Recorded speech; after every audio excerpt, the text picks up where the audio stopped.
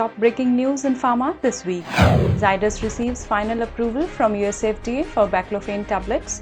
The group now has 288 approvals and has so far filed over 386 ANDAs since the commencement of the filing process in financial year 2003-2004. Zydus receives final approval from USFDA for Erlotinib Tablets. The drug will be manufactured at the group's formulation manufacturing facility at the SAIS in Ahmedabad. Sanofi and GSK to join forces in unprecedented vaccine collaboration to fight COVID-19. Candidate vaccine expected to enter clinical trials in the second half of 2020 and, if successful, to be available in the second half of 2021. Biocon Biologics receives EIR from USFDA for 2 manufacturing facilities. Inspection stands closed.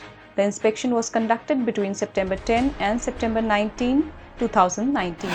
Lupin's Mandideep Unit 2 facility receives EIR from USFDA. The inspection, which was carried out between November 26 and December 4, 2018, is classified as voluntary action indicated. Lupin's Nagpur facility receives EIR from USFDA. The inspection for the facility was carried out by the USFDA between January 6 and January 10, 2020. Dr. Reddy's Laboratories announces the launch of Invista in India.